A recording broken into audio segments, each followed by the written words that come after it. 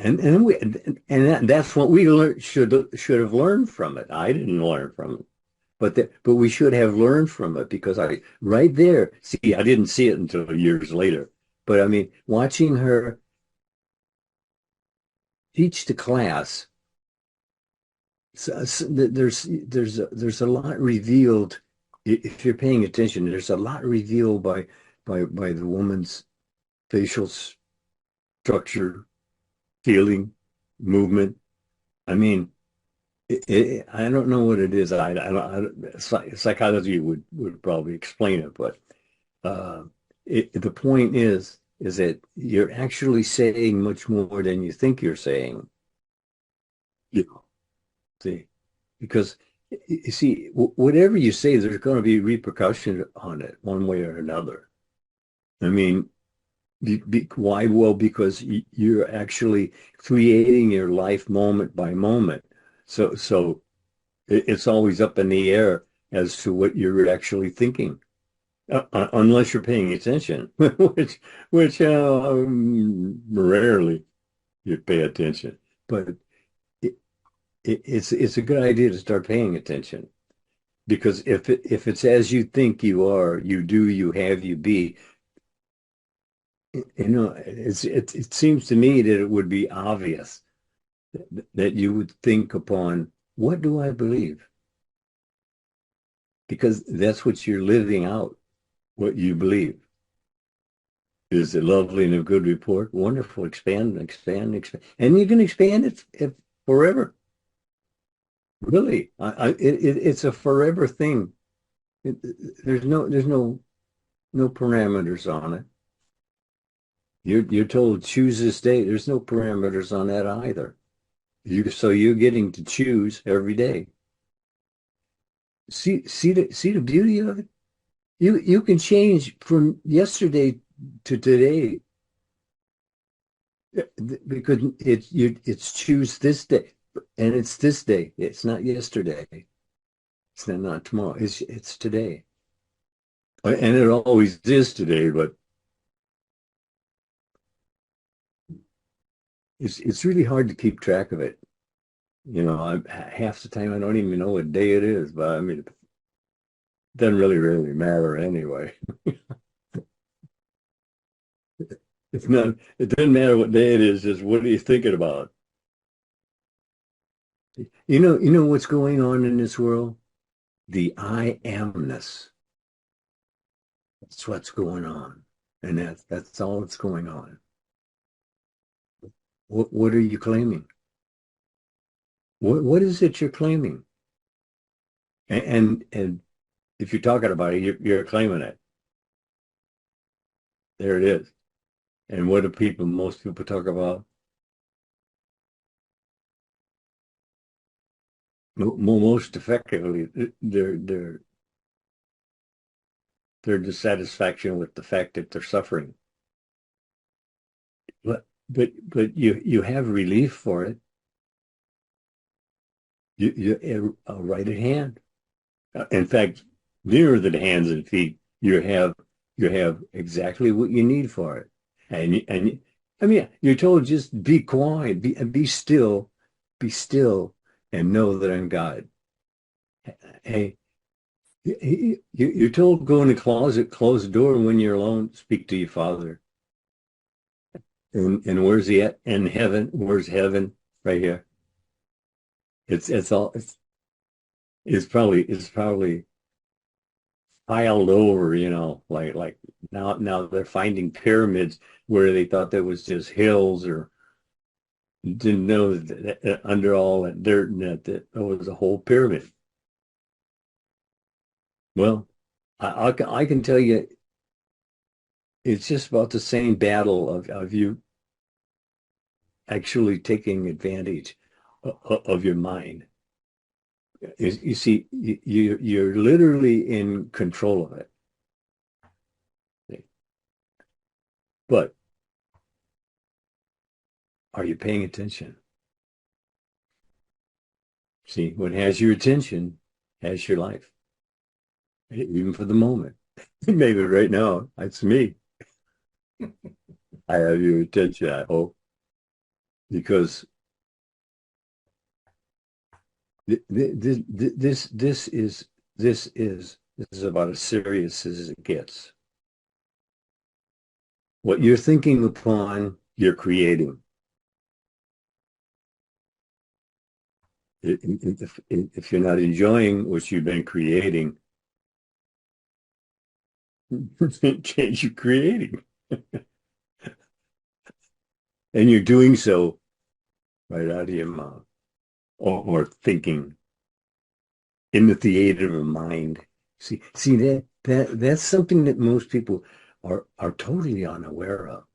They see themselves in a vision doing something, and but they don't realize that that's that's putting in motion that very idea.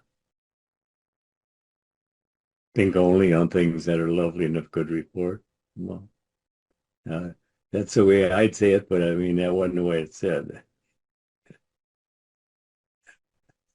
Why wouldn't you think on things lovely and of good report if as you think you are? You know, well, if you sit and worry what you're worried about, you bring about. If you understand that statement, what you worry about, you bring about, because that's what you're giving your energy to. That's what you're feeding. And if it's not serving you, drop it. I mean, I'm sure you can understand if it's serving you, that's one thing. But if it's not serving you, then it's a detriment. I mean, it's you distracting yourself away from this because you're thinking feelingly, but about what? See, that's important. It's that everybody's thinking something. I mean, you're even thinking what you're thinking while I'm talking to you. Okay, so there you are. You're on all the time. As a matter of fact, Scripture calls it praying ceaselessly. Man, boy, that really changes it, doesn't it? It does. I mean, that word ceaselessly, ongoing. So therefore, what you're being told is that you're on all the time, and and thinking without recognizing what you're thinking about. See, then you're creating situations that you wouldn't have any part of if you were aware that that's what you're creating by thinking on it, and you are. And like you know, well, it's like you wanting to know more about me. I didn't find it very interesting. No, I can't imagine why anybody else would either. But hey, you're always thinking ahead of your evidence. And the evidence that we're speaking about is your everydayness experiencing, is created by your thinking ahead of the evidence that you're experiencing. And all you have to do is just look back a little ways and you'll catch yourself. You'll catch yourself setting yourself up or setting yourself free. And if you're setting yourself free, fine, expand on it. But if you feel you're just taking on more than you can handle, and what do you do then? Then you go running to God, please help me. Hey, He is you, and He gave you choose this day, and you are doing so. If you're not aware of it, you see that's what we're here for, just to make you aware that your say is a valid say. And most people don't believe it. They don't believe it. They don't believe it. Yet there it is in Scripture. Oh yeah, I know you're not religious. Okay, so okay, you're a thinking, feeling being. So you're trapped in the same attitudes of mind as we all are, and then you can free yourself though.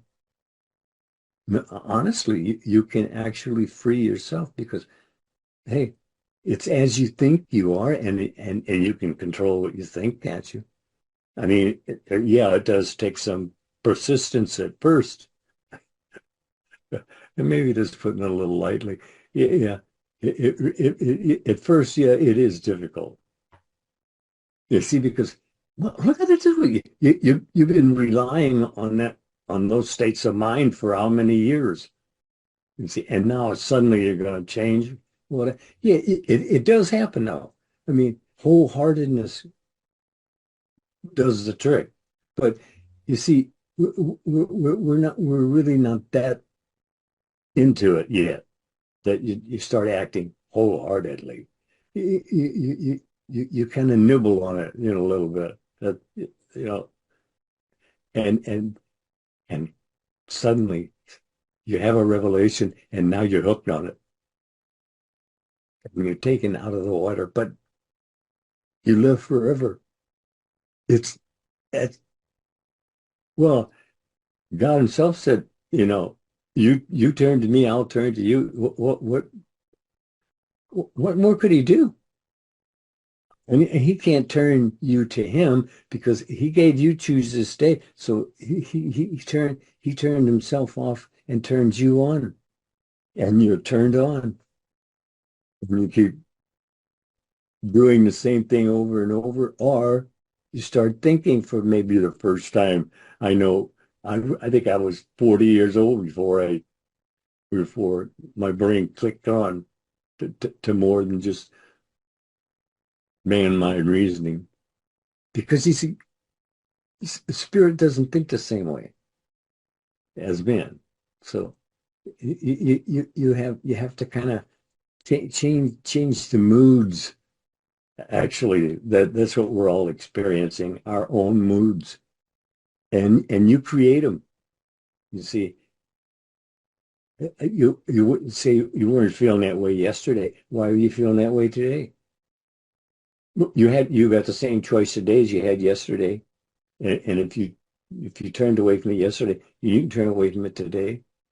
I mean, see, the thing of it is that you are in control, even if you're out of control. And all we're telling you to do is get back in control.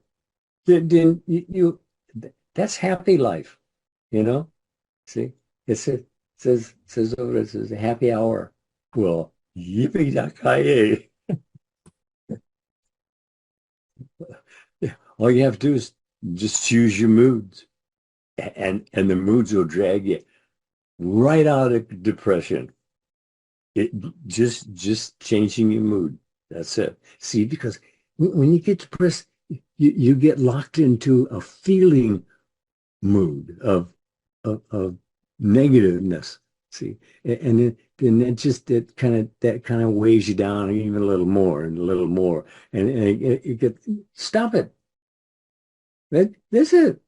Stop it. Just think of something else. If you can't change your mind, boy, you're in it deep, but you can change your mind. God has said so. Change your mind, you change your world. And if that's what you're looking for, is how to change your mind to change your world. That's what we've been telling you all along. As you think you are. Just change the way you're thinking. That's all there is to it.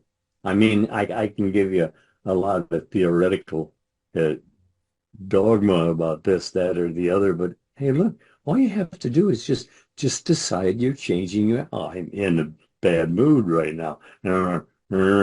But hey, why? I didn't choose it. Well, go let it go away. Now I'm in a better mood. See, yeah, I know you'll keep fading in and out. But the point is that it's not that you're worthy, it's that you're willing to go through that. And that's what you need to go through. And you will at some point, you will go through it. Well, why not now? Well, why like Neville would always say, why get more knocks and blocks? Because of your thinking. Hmm? Choose differently. See, I mean, he advocated it every time he gave a talk. He would tell you in one way or another that it's as you think you are. I had a half a dozen of Neville's tapes, and I listened to them at least one every night for years before it actually touched base. I began thinking differently. The importance of having a CD, because what has your focus has your life. Think about it. We're not asking you to join anything, but you have to have the CDs. You have to have the DVDs. You have to listen to them. It's you training this. Listen, listen, listen. But as Mr. Lindell stated, you have to listen to them repeatedly. And again, for those who are interested, click the link below and it will take you to the 4 CD set, and you'll be able to transform not only your mind, but your world.